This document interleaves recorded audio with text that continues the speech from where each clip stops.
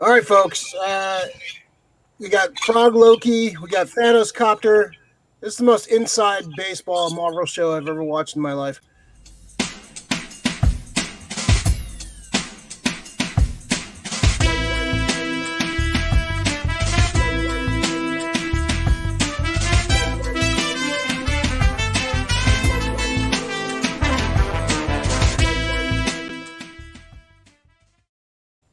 Holy shit. Well, I'm just going to give you guys spoilers right now. This is a 10 out of 10 for me. This is the most I geeked out so many damn times in this episode. There's so many little hidden things they had in this episode. I geeked out hard on this one. This episode was made for Ray. So welcome to the channel. Welcome to SF Comic Book Co. This is our Loki after show review post show. Just to be warned, we are doing full spoilers. So if you haven't watched the show, watch the show. Come back and watch the spoiler review. Joining me always is Sarah, looking nice and cozy. She got her blanket. Look, she manifested her blanket. How you doing, Sarah? It's a snuggie though. It's only for one person. Sorry. Aw. Only one set of sleeves. Oh, you're not trying hard enough then. Yeah, well, maybe I kind of Loki to add a couple sleeves on there. I don't know. All right. You look very cozy right now. It looks like the couch from Pee-wee's Big Adventure behind you. Is that Cherry? Yeah, Cherry. I like that. Nip, how you doing? I'm good, man. I'm awake. Excited. Like you said, a solid episode. Another. I think the last. I've been happy with all of them, but yeah, the last two have been on another level. Yeah. Sarah, what's your initial thoughts on the episode? Oh, loved it. Was watching it a second time in the background as I was like grabbing my snuggie and water and stuff. Yeah, this is like there's so many. Yeah, we'll get to all the little. There's so many things. There's like even Easter egg, Easter Sunday, Easter eggs everywhere. A lot of things. They threw all kinds of shit at you in this episode. So of course, this episode's named "Journey into Mystery," episode 5, and of course, "Journey into Mystery" is the Thor comic where Thor first appeared. It actually started in the 50s, and Thor appeared. I forgot what issue. What number issue did he appear in? 83, I think. Yeah, 83. Journey into Mystery. That was his first appearance. Loki's first appearance, I believe, was this issue right here. So yeah, that's a big. Well, as soon as I saw the title, I was like, all right, we're gonna get some shit in this episode.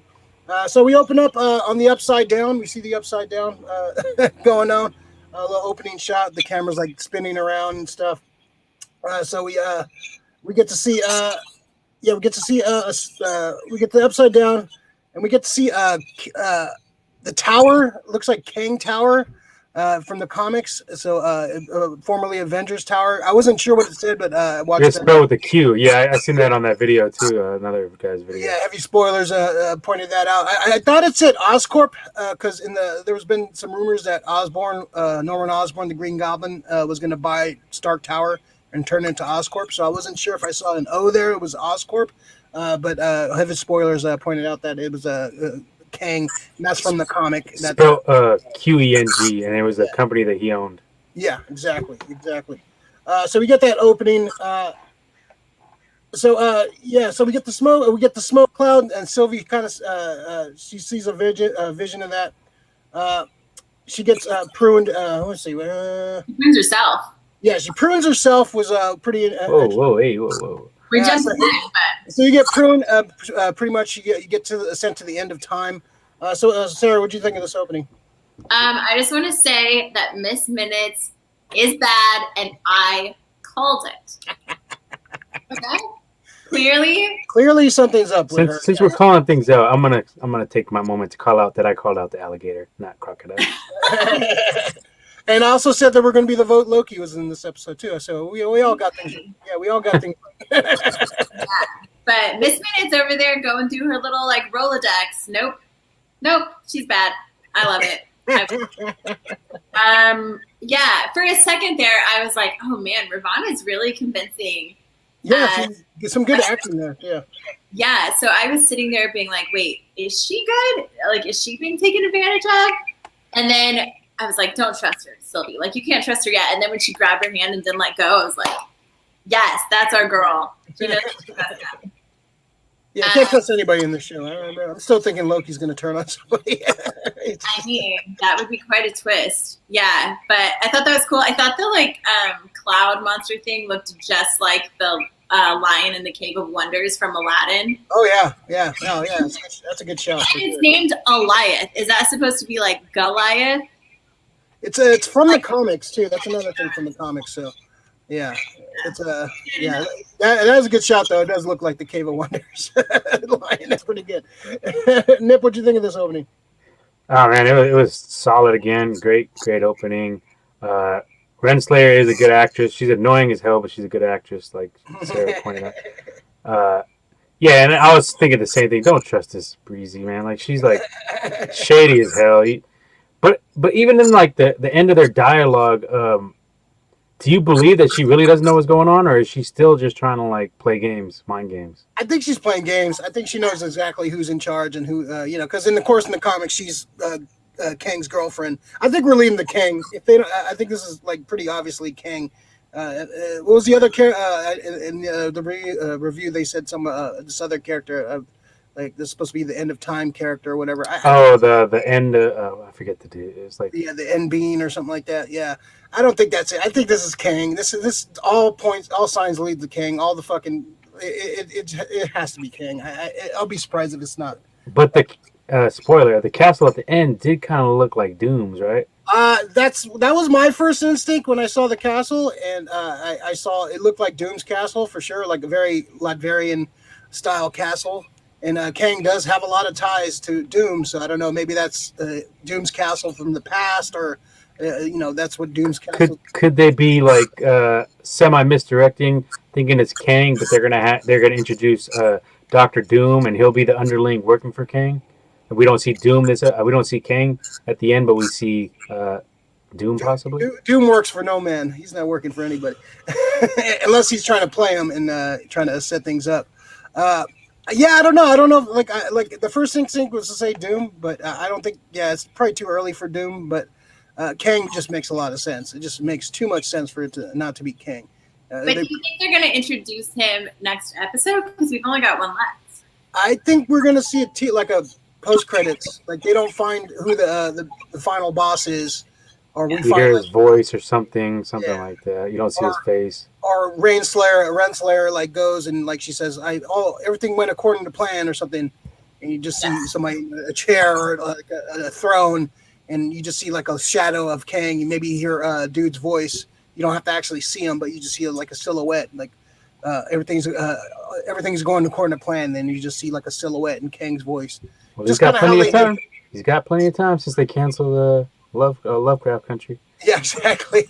Very upset with this. I could see that. I just can't imagine like there being much with Kang next episode. I think Ravonna and Miss Minutes are going to be the big bad for the season finale, and then she's on that Miss Minutes. But who's Miss Minutes? So is she just going to be a crazy clock, or is she being controlled by somebody, or is she?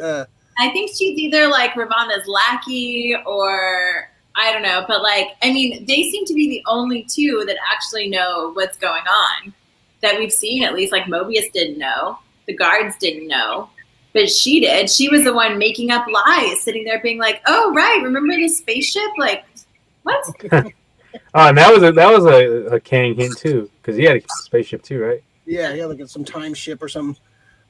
So yeah, this episode was cool because we go to the Void and we kind of learn more about the Void. We get to see like these different like Easter eggs, Marvel Universe Easter eggs. We get to see Yellow Jacket's helmet at one point, like super big, because at the end of the first Ant-Man, he gets sent into the microverse, whatever. Quantum realm, right? Quantum realm, yeah.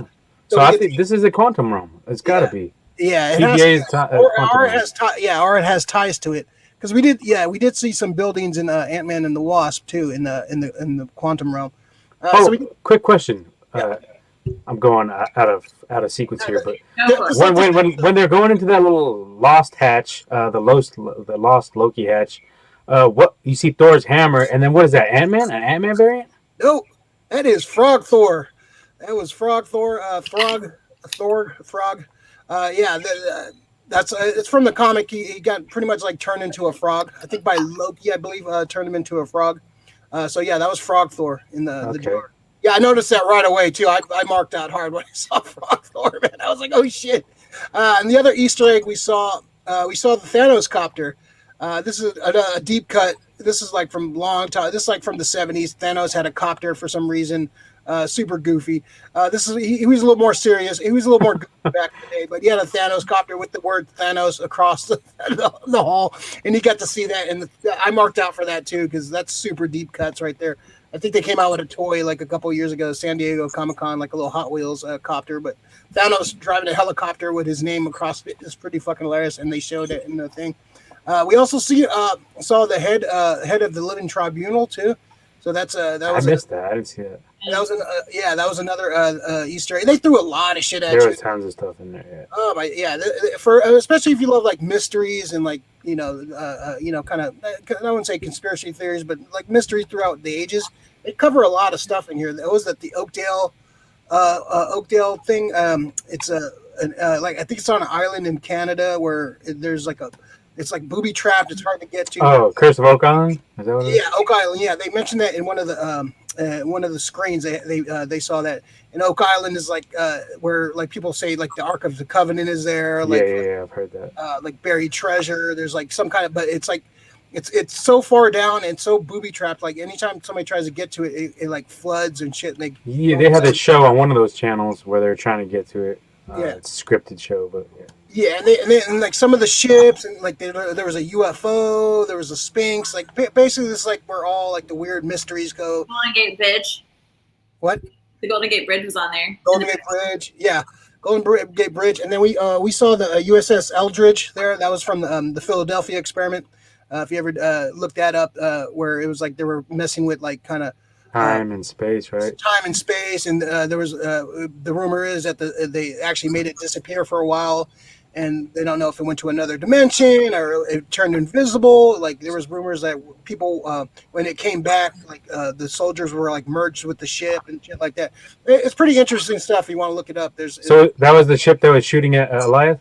Yeah, that's the one that was shooting. Yeah, the Eldridge. I figured because it was significant. You seen the number, so they wanted you to see the number for sure. Yeah, USS Eldridge. Look that up. The Philadelphia experiment. That's some weird shit. If you want to, like they were doing some weird shit back in the day. So definitely something to check out. So yeah, I dug out. Yeah, we got to see Frog Thor. We got to see the Lokis from the end of last episode, the post credit scene. So we get the old Loki, played greatly. Young Loki, boastful Loki, and the alligator Loki, which is So we get a little bit more of their story, like what they did. Kid Loki is like the king because he's the only Loki to actually kill Thor. So he's like he's the king of this. So that was pretty. We get to see the origin of old Loki, where he at the end of beginning of Infinity War, he faked his death, like kind of what the fan theory was kind of. That, yeah, I was saying that was my theory. I still thought that he did it that way. Yeah, and so where he like hit on a planet and kind of like just hid out for a long time, then revealed himself, then got swooped up by the team. And you supposedly like see his shadow if you go a certain clip. You see the shadow of him like floating off in space, or it kind of looks like his horns and him floating away in Infinity War. Oh, really? Okay. So, Sarah, what do you think of these like origins of all the multiple Lokis? I'm so glad they gave it to us like right away. Like we didn't have to wait for it. They just like everybody sat down, told their story in kind of a funny way. Like it was fairly lighthearted. I thought it was a nice moment.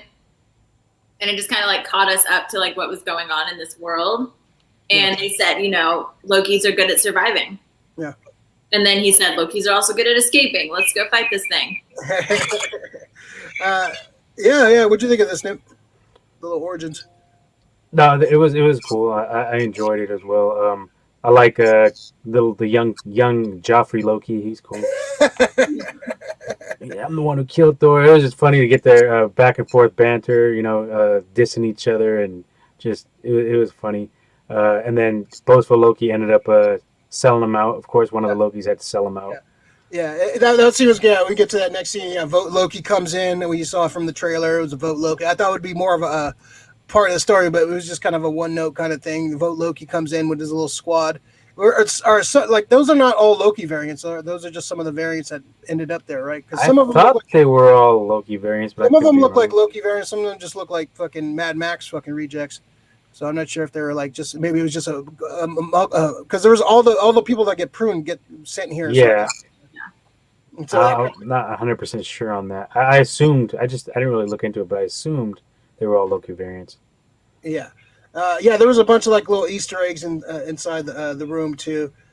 So we get the Vote Loki squad, and they, of course, they all turn on each other. That was a pretty fun scene where it was like a back and forth. Boastful Loki turns on Loki Royal Rumble. yeah, and then they all turn on. It was a big little fight scrum. That was pretty cool. I dug that a lot. So we get to see Sophie. She escapes. She's running from the smog monster, and she gets saved by Mobius. I marked out hard to see Mobius back, and he's riding in the pizza truck. Which heavy spoilers point out that maybe that was a nod to Pixar because Pixar has a pizza truck in every movie. I was gonna ask because I haven't seen the heavy spoilers review yet, but Pixar has the Pizza Planet truck in every. Yeah. So that was that was a little nod to that, I believe. So that was pretty funny. I got some like never-ending story vibes from this too. Yeah, kind of. Yeah. Yeah. The dark. Was it the darkness? Yeah, like the Lokis were like some of the other characters in their snail and those kind of guiding him in certain ways, and darkness, just similar little vibe. What was it called? What was it called in the nothing? The nothing. There you go. Yeah, kind of the nothing vibe. I can see that. Oh, I forgot. Fucking boastful Loki gets his Vote Loki gets his hand chopped off by the. Oh, that was Vote Loki. I didn't expect that. That was pretty fucking hilarious. So we see the Eldridge, and they have a little battle with the what the hell is it called? The Alive? The Eliath, yeah. So the plan is Enchantress Sylvie's gonna enchant. Loki wants to destroy it. He wants to fight it.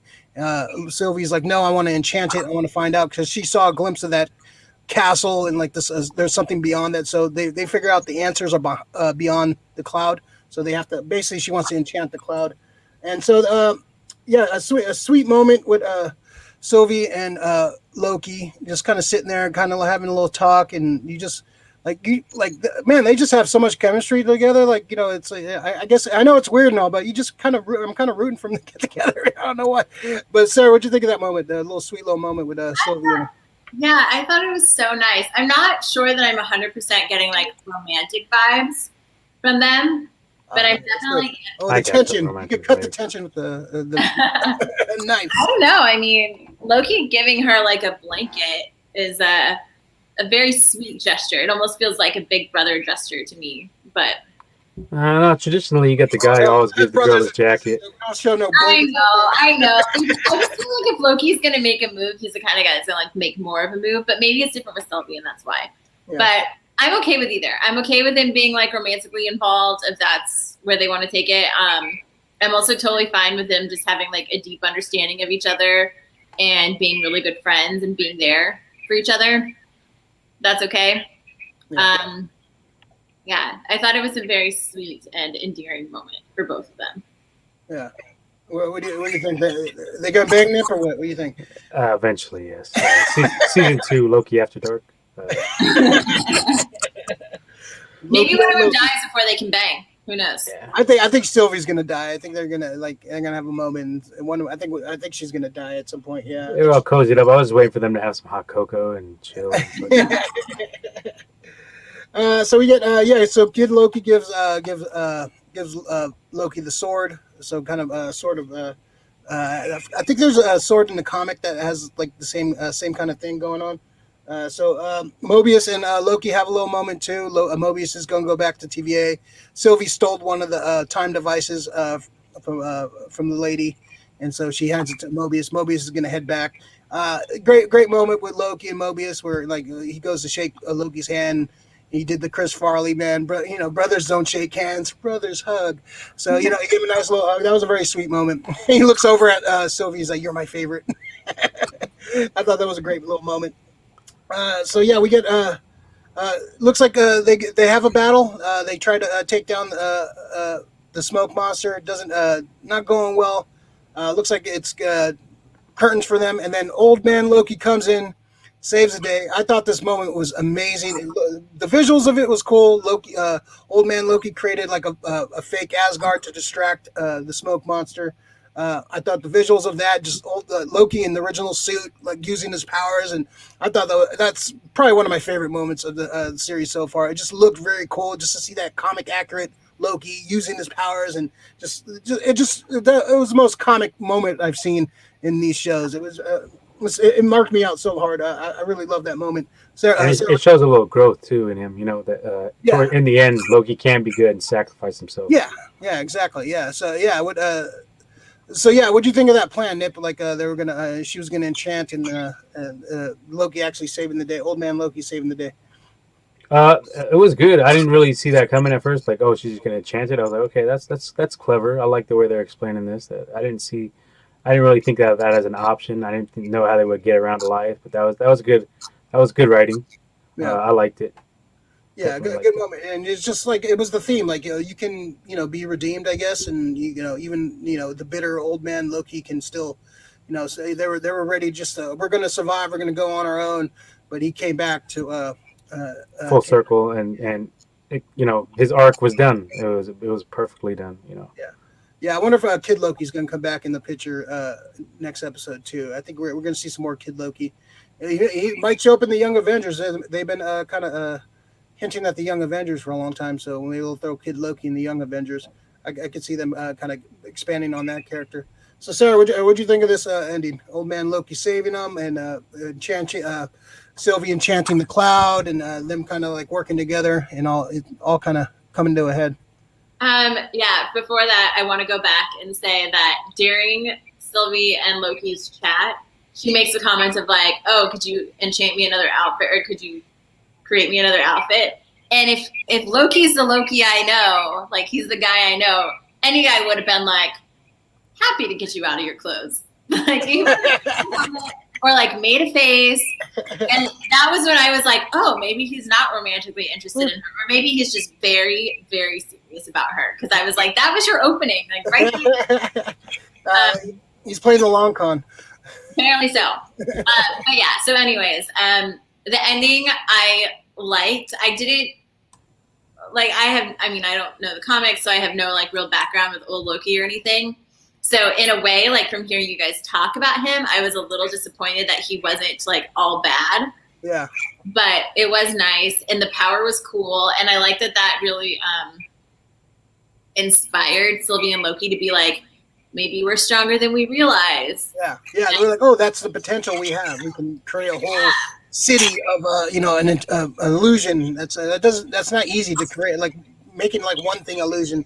Like he's used to just like making doubles of himself and like small things, but no, that he made a whole city. So that it just tells you how powerful you can actually be if they actually focused. Totally, yeah. I thought it was like really like linear and like well thought out. That it was like, okay, old man Loki shows that they're more powerful than they think they are, and then Sylvie, I think through that realized like, hey, if we know that we can do that, then you can do what I do. Like, we're all the same. So, hey, let's try to enchant it together, which is the thing that works. And I can't wait to see what's beyond the void. So we do see what's beyond the void. We get to see, sorry, bless you. So we get to see a mansion castle type thing, like Nip said earlier. The first thing I thought was like, that looks like Doom's castle, but no, they're not. I don't think they're gonna bring Doom in yet, but maybe they'll mention like it belonged to somebody else back in the day, or it's from another time period, and maybe you get some hints at Doom. But yeah, there is interesting for sure. So we're at the end. So what do you guys think? So overall episode, what are you gonna give the grade? Nip, what do you think? What's your grade for this episode? I'm gonna go 9.5. I liked the last episode a little bit better, but this one was pretty damn good. No complaints really. Good pacing, imagery is good. Great music again. Great dialogue, and you get some answers. Mobius is back. You get a couple answers. I didn't really like the explanations of some of these answers, but you did get some answers. Yeah, so at least they're answers. It's not like, oh, they're gonna hang this thread over you and not answer anything. No, they've been pretty good about answering some stuff. I'm going to start with 9.5. Yeah. 9.5. Okay, Sarah. I'm going to say 9.8 because I thought it was almost perfect. I also love the moment where Loki asks Mobius what he's going to go do, and he says burn it to the ground. Yeah, that was good. Like they had talked about that in the first episode. Yeah. It was like such a fun callback to like their first meeting. Oh, also, I have a question for you guys, but I can wait if you want to give your rating. Oh, you guys said 10. 10. It's 10. 10 for me. This. I marked out all the little Easter eggs, all the little Marvel little Easter eggs they threw in, all the great moments with Mobius and Loki, and Sylvie and Loki, and Old Man Loki. The interactions between all the Lokis in their little party room. 10 out of 10 for me. This is definitely my favorite episode of the season. But go ahead, Sarah. Okay. At the beginning, Sylvie says she has one good memory. Any thoughts on what that one good memory is? I thought she was referring to her and Loki, that moment they shared on that's kind of what I got too. Lamentis. Okay. That's what I got. What do you think? I mean, that's what I thought too, but I wasn't sure if there was like maybe something in her history that I don't know, or like something y'all would expect that was like important to like the Enchantress in the comics or whatever. But that was what I got, was like their moment sitting on the rock and like when they thought about dying. Yeah, because she's been on the run her whole life, and like this, she finally got to sit down and interact with somebody that can relate to her plight and her problems, and she actually had a moment, a sweet moment to share with somebody else that she's been on the run her whole life. So that's what I got from that scene. But it could be something from her childhood or something. But yeah, it sounds like from her child to now that she's had a pretty rough life. So sharing a quiet moment with somebody that actually cares about you care about, even though not said, it's obviously they care about each other. So I think that was the moment she was referencing to. But we could be wrong. It could be like we could hear a flashback to her, like some, her having cocktails and with some friends or something like that. Yeah. So yeah. All right. So He is 5 in Asgard, right? So it's fine. Yeah, there's no drinking age in Asgard. Yeah. You can like make yourself look older and drink. Yeah. They're like the French. So all right, so we got one more episode left next week. One more. That's it. It's been a hell of a run. So Sarah, any predictions for next week? Anything you think anything you want to see? Anything you think will happen next week? Are we gonna get all the answers? Or are we gonna get some more? We're gonna get cliffhanger. What do you think is gonna happen next week? I think it's gonna wrap up for the most part, and then maybe introduce a big bad, like we've talked about. What I would love to see is we get into the void or whatever, or past the void, we see who's there, and they are the ones controlling Miss Minutes. That's what I would like. First, you'd be justified. She's a hologram thing. Like, yes, I would be justified because, like, if they were the ones, like, the big bad was controlling Miss Minutes, then yes, all my ranting would be for. All coming full circle. Yeah. I also think, I think Sylvie and Ravonna are gonna throw down. Personally. Yeah. I'm not sure how or when, and maybe Mobius is in there too. I don't know if they're going back to the TVA. I'd kind of be actually thinking that through a little bit more. I think I'd be a little bit surprised if they went back to the TVA at this point. But if they just become like they create their own little subgroup where they kind of like they'll be like policing like certain things in the timeline, but not like letting the timelines go off on whatever they need to go off on. Yeah. They still need some like overseers on the certain timelines, maybe. I would love for there to be like a oh my God, what are they called? Like a soldier rebellion or something at the TVA. Like B, is it 15? Is that her number? Like, yeah, I think they're all going to realize. Oh, they're all going to like get revealed. Oh, you're all variants, and they're going to be like, oh, well, fuck that. We're going to fight for this, and maybe they take over. And I would really, really love for Mobius to find out his past. Yeah. If he doesn't end up on a jet ski at the end of the episode, why do you set up that thread? So he's got to end up on a jet ski at some point, and he goes back to his life, or he gets back to an alternate timeline where he's alive and he's on his jet ski and living his life. I don't know. Nip, what do you think, man? Any predictions for next episode? Who's gonna die? Who? First question. Anybody gonna? I think they all survive. Except for maybe Renslayer dies. That's my thing. So I'd like to see Mobius take over TVA. Renslayer dies. He takes over. He tries to make it more, honest, kind of for the good type of thing, as opposed to self-gain for whoever is behind the scenes, pulling the strings. And then for Sylvie and Loki, man, I don't know what I want to see from them. Because I don't know if we're getting a season 2 or not. So I don't know how they ended for them. The two. They said they were getting season 2, right? And then they say they were. Yeah, it could be a whole different like vibe though. I don't think we're going to go to the time variance again. I think we'll see something different. So maybe we do get Mobius riding off into the sunset on a jet ski in Aruba. I mean, that's cool too. I just feel like if you put him in charge, it maybe like you give him that scene, but then you say, "Oh, you're going to be in charge of the TVA now," or something like that. You can do both, two at the same time, you know. Well, like he's like, all right, you're going to be in charge of the TVA, but you get to have like a little vacation, so you just cut to him, like get right on jet ski. Let's give Mobius a happy ending. Yeah, get to. Do we even need a TVA if they're not going to be pruning timelines and stuff? Like, well, there is still people that try to fuck with the timeline. But that's a random person idea of what the sacred timeline should be. So, do we need somebody there? Like, I almost wonder if Mobius will go and like lead a revolution. This is a lot for one episode. And ban the TVA, and they all go back to their original timelines and live out their lives, because that would make sense too. Yeah, there's no sacred timeline without these supposed timekeepers. But I think you still need time cops. I think you still need, because there's still, especially in the Marvel universe, there's characters that go back in time, try to fuck with time. Mm-hmm. So it's like, yeah, maybe like you won't have to like mess with variants, but people that are just like purposely fucking with the timeline, not just like inadvertently fucking with the timeline. Maybe they just like level up, and there's a couple of them, but they're like really good at their jobs. Yeah, like an elite squad. You just put like the best of the best of the time period. Just kind of like going through time, like messing with. If anybody tries to mess with the timeline, whatever parallel timeline that they get, they come in. I don't know. There's so many places they left this episode where you can go so many places. I think we'll get a major death. I'm not sure if Sylvie. I think Sylvie might die. I think she might sacrifice herself. I think they're going to share a moment, and it looks like it's going to be all happy go lucky, and they're all going to ride off in the sunset, and then Sylvie's going to have to sacrifice herself, or she gets killed by somebody, or Miss Minutes fucking stabs her in the back. I can see that. Can't trust her.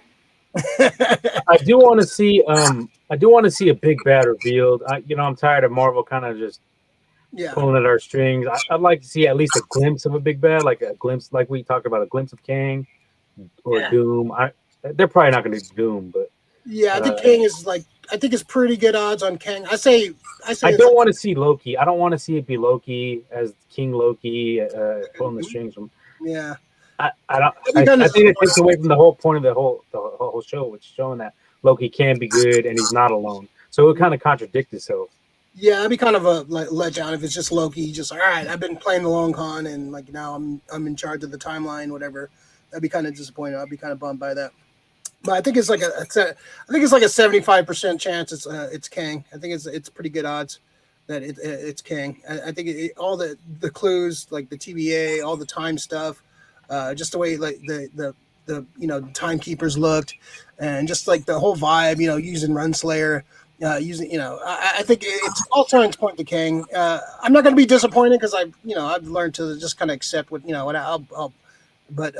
accept what happens in these shows. But I think they've said this is like a major thing in the Marvel universe, and the fact that they put all these Easter eggs, all these little Marvel things in there, they know that this is leading into something bigger than it is. I think we're going to get a big reveal next week. So I had one question about that quote when the time officer said, "You want this, but she needs this." What is she referring to? What is she referring to that she needs? She needs to figure out why her entire life has been changed because of these people.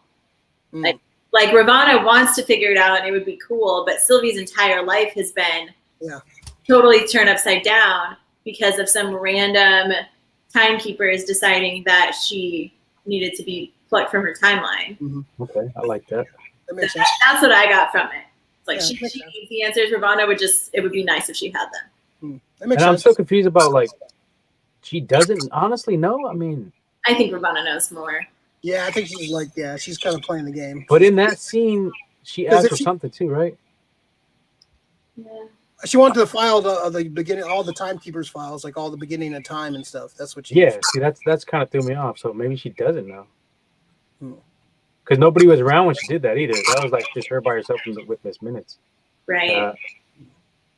Oh no, So this maybe shows- she's a variant of the maybe Kang, the love he had died, and she's a variant of that, and he's like, I don't know, trying to keep her around, manipulating her or something, some way or some variant of that. I don't know. Theory. I don't know.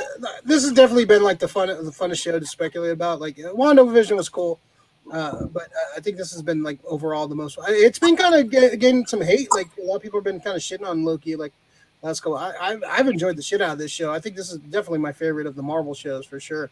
The one complaint I would have is I would have liked to have seen like they had a whole universe to work with, so to see more like variants of Avengers or just different. Yeah, like different time stuff and time they could have shown. Yeah. Possibly, it's more focused on this singular storyline where they had the whole universe to work with. Well, we do have What If coming up, so that's kind of what that's what that show's dealing with. So I guess that you don't want to step on each other's toes, but the little things they threw in, like they threw in Frog Thor, which is just super deep cut on Marvel, and just like that's super. I marked out, man. Little Frog Thor is fucking hilarious. Yeah, so Marvel fan base. My bad. Sorry to interrupt. No, it seems like Marvel fan base is becoming like the Star Wars fan base, where you can't make them happy. A lot of people are complaining about everything is the same. Now you're getting different stuff, and they're still complaining. So yeah, it's just fandom. It's just every genre of fandom. This Star Trek fans, Harry Potter fans. Everybody's going to complain about something, and usually the vocal minority is the one that gets they're the loudest voices. Because generally, a lot of the people I talk to, a lot of people they love this show and it's fun, and they're taking it for what it is, a fun show. But people want to, they're gonna all you do, you're gonna doom scroll. You're gonna see the complaints and the negative shit. And you're not gonna see a positive review. It's like I don't care about the positive. I want to see the negative review. So that's usually how it goes. So it's in all fandom. Yeah, it's some are worse than others because I'm a part of a couple like toy groups that are fucking toxic as fuck, and like, wow, what the fuck is wrong with you guys? It's fucking toys. Calm the fuck down. So it's just every fandom. There's like a weird subgroup of people that just want to shit on everything and complain and hate on it. If you complain and hate on something so much, why are you a fan? Stop being a fan of this. If you don't like what they're producing, walk away. Be like, I'll find something else. And I don't know, just people just want to complain and hear their voice, hear their stupid little comments and get their likes and views and just be negative about the whole fucking thing. Yeah. And it's okay to complain. It's fine to be, if you don't like something, it's fine. I complain about shit, on my show. It's fun to complain and bitch about it, but then move on. Just like, all right, complain. I don't like it. I'm not gonna watch it. Move on. But if you're gonna constantly just complain and complain about something, move on. Do something else, man. If this is like giving you that much pain, just move on. Shit. No doubt. Yeah. All right. So a great episode. I thought this is definitely my favorite of the season so far. Probably my favorite episode of a Marvel show ever, really. This has been fucking pretty damn good. So any final thoughts before we get out of here, Sarah? Any final thoughts on the episode?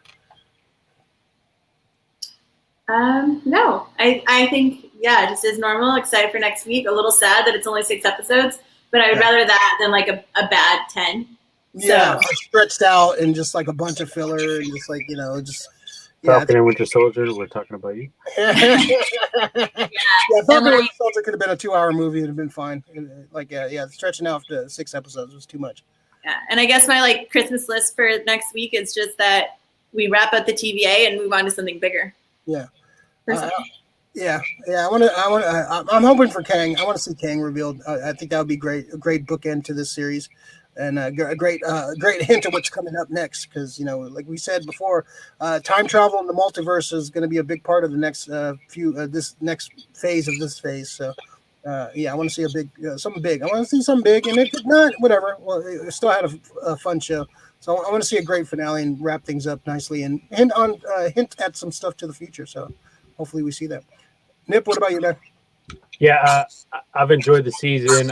I'm not gonna be. It's not gonna make or break for me if the reveal is to be King Loki or something like that. If we don't get the big bad, I don't feel like that would be a total letdown. I think it'll be a little bit of a letdown, but I'm still gonna have positive thoughts on the season overall because I really enjoyed it. So yeah, I'm good with how they end it, as long as it's not like something Matrix 3-ish or something like that. So if you like the video, please like, subscribe, and follow to the channel. SF Comic Co. We do the SF Company Hour every week, every Tuesday. Also, we're doing some after shows. I believe we're going to do a review of Black Widow this week at some point. Checking it out tomorrow. So another major Marvel thing tomorrow. Nip, you want to plug the Gold Dirties? Yeah, why not? Yeah, so Gold Dirty Bastards, we're a sports-based podcast, but we do venture out and do other stuff. Last night we had a great interview with a good guy from the community and SF who's helping out some of the youngsters, some of the families in need. So that was a good interview. We did like an hour-long interview before our show, and then we got down to our stuff right after that. So if you get a chance, check that out. It was a good interview with the guy, like I said, who really helping out the community, San Francisco community, Bay Area community. Check that out. And then, just for the regular, we, just mainly talk sports, talk smack to each other, and it's a good time. So check it out. Gold Dirty Bastards podcast, and that's with a Z. And you can check us out on YouTube as well. We have a YouTube channel. Yeah, great interview last night. I watched the interview. It was good to see somebody coming out and helping out the community. That was nice. Yeah, good interview. You guys did a good job last night, except for Womack lying about his virtual boy. Mm-hmm. We'll save that for another episode. Sarah, hope you feel better. Thanks. You look nice and snug. Get some hydrate. Yeah. Watch some more Loki to make you feel better. I'm gonna go take some more ibuprofen. I think the fever's coming back. So. Damn. All right, get some rest. And we need vitamin D, echinacea, all the good stuff. Yeah, you need you rested up for next week. We get the big finale, all right, and then you get the summer off. So, one more show. All right, we're gonna get out of here. Like I said, like and subscribe to the channel. Like the video, helps with the algorithm, and check out. Be here next week for a big finale for the Loki finale. Can't wait to talk about that one. That's gonna be a fun one. Maybe we'll have a couple of special guests next week. Talked about the big finale. So we'll as long as it's not Rick, I'm good with it. Oh, you don't mean that. All right. I kid. All right. So we'll see you guys next week. Thanks for joining us, and like and subscribe.